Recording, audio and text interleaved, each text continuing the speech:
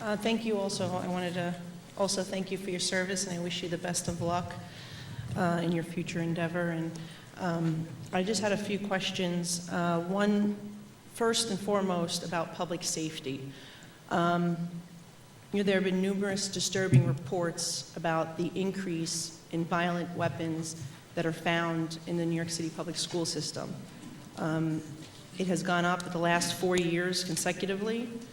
This year, it's about a 35% increase over a previous school year. We had a murder of a child in a classroom in the Bronx.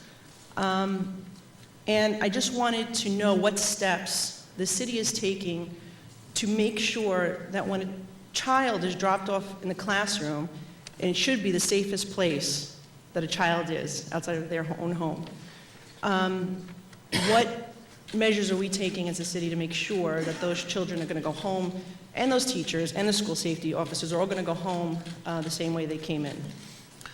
Well, this is obviously something I take very seriously. I mean, first and foremost, you need safe schools. You can't teach in a school that's not safe. So several of the things we've done over the last few years is, first of all, the retraining of school safety officers. They do a great job, but there were a lot of things that we felt could be done better. And certainly for those, particularly in high schools and middle schools, how do they de-escalate? We've done a lot more restorative justice training in all our schools. We also, in terms of finding guns, we have been very vigilant on making sure that when things are found, that students face the consequences, that parents come in and talk also, because, where did they get the gun from? Did it come from the home? Did they find it somewhere else? So I think we've done a lot more safety checks in many different places. We also have what we call random scanning, which means that although some schools have scanning, we also have these machines that go around the city, and they show up in schools with no warning, no sign of anything, and the students know that we will show up in a school that they're not expected, and as a result, they're much more likely not to bring anything to school that shouldn't be brought up. And if it's brought up, it's treated very, very seriously. The school safety officers union in particular has been very vocal about the need to add permanent scanners. I know that at the Wildlife Conservation School, following the murder, and that's being reactive, again, we need to be a little more proactive. Why are you not taking the approach of adding them maybe throughout all schools, or maybe even just picking those troubled schools? Like, for instance, with the Wildlife Conservation School, you know that there was this survey that was done the prior school year that showed that only 19% of the teachers in that school felt safe. Only 19% felt safe.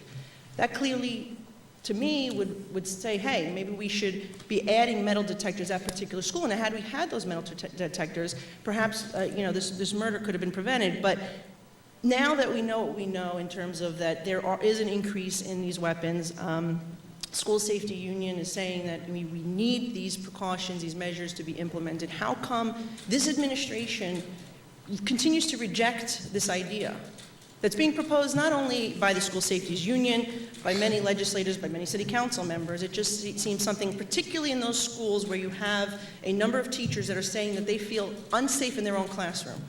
We have reviewed all the school report cards, the quality review, the snapshots, and we have actually taken the schools where teachers feel most likely to say that, and we've actually visited all those schools. I believe there's 31 of them, and in those particular schools, we have met with the staff.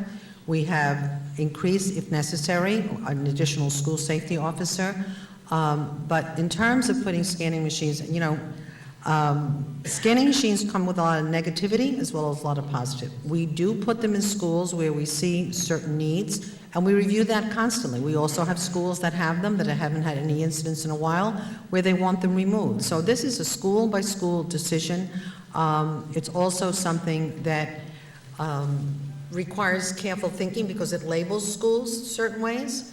And we want to make sure that when we do it judiciously, but we also find other ways to lessen the tension inside the school. And when we talk to teachers, a lot of them, what they want more of, and which is what we've increased dramatically, is restorative teaching practices for themselves and the children, and more guidance counselors if that's the route to take.